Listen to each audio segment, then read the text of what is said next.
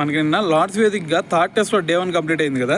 So మరి వీళ్ళ batting చూసిన తర్వాత రవిచంద్రన్ అశ్విన్ వీళ్ళు బ్యాచ్ బాల్ క్రికెట్ ఆడతారు అనుకుంటే చీటింగ్ బాల్ క్రికెట్ ఆడుతున్నారు అని చెప్పేసి ఒక స్టేట్మెంట్ ఇచ్చాడు. అయితే మరి అది ఎందుకు అన్నాడు అంటే మనందరికీ తెలుసు, వీళ్ళు చిన్న టీం అయినా సరే, పెద్ద టీం అయినా సరే, ఏ టీం అయినా సరే బ్యాచ్ బాల్ క్రికెట్ ఆడుతూ ఉంటారు. అంటే ఓవర్కి వచ్చేసరికి ఖచ్చితంగా 4 to 4.5 రన్ రేటుతో వీళ్ళు ముందుకు వెళ్తూ ఉంటారు. కానీ నిన్న చూసుకుంటే వీళ్ళు కేవలం ఓవర్కి వచ్చేసరికి కేవలం 3 runs మాత్రమే చేస్తూ బ్యాటింగ్ చేశారు. సో మీరు ఫస్ట్లో కూడా చూసుకుంటారు, జాక్ రాలీ అయినా సరే, బెండెక్కట్ అయినా వీళ్ళిద్దరు కూడా ఎప్పుడు చూసినా అగ్రెసివ్ మోడ్లో ఆడుతూ ఉంటారు. కానీ నిన్న చూసుకుంటే క్వైట్ ఆపోజిట్గా ఆడారు. సో మరి అందరు ఎక్స్పెక్టేషన్ చేసిన దానికి వీళ్ళు విడ్డూరంగా ఆడారని చెప్పేసి రవిచంద్రన్ అశ్విన్ అయితే వీళ్ళు బ్యాచ్ బాల్ క్రికెట్ ఆడతారనుకుంటే చీటింగ్ బాల్ క్రికెట్ ఆడారని చెప్పేసి ఈ స్టేట్మెంట్ ఇచ్చాడనమాట.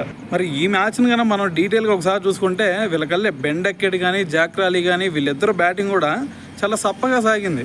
సో దాని తర్వాత వచ్చిన ఆలీపాప్ కానీ లేదంటే జో రూట్ వీళ్ళిద్దరు చూసుకుంటే అసలు మ్యాచ్ని జస్ట్ మనం ముందుకు తీసుకెళ్తే చాలు, ఎటువంటి 4లు 6లు అవసరం లేదు, ఎప్పుడన్నా లూజ్ బాల్ పడితే 4లు 6లు కొడదాం అనే రీతిలో వీళ్ళు చాలా మెచ్యూర్డ్గా ఆడారు. ఒక పక్కన జో రూట్ బ్యాటింగ్ చూసుకుంటే అరే అసలు బ్యాటింగ్ అంటే ఇదిగారా, టెస్ట్ క్రికెట్లో ఆడాల్సిన బ్యాటింగ్ ఇదిరా అని చెప్పేసి ప్రతి ఒక్కరికి అనిపించింది. అంత మెచ్యూర్డ్గా అతను ఇన్నింగ్స్ ఆడాడు. సో మరి ఓవరాల్గా చూసుకుంటే నిన్న మ్యాచ్ కంప్లీట్ అయ్యేసరికి 99 runs అయితే చేశాడు అనమాట. మరి జో రూట్ బ్యాటింగ్ మీరు అందరూ కూడా చూసుంటారు కదా. సో మరి చూసిన తర్వాత మరి మీకేమనిపించింది అతని బ్యాటింగ్ అనేది కూడా కింద కామెంట్ చేసేయండి.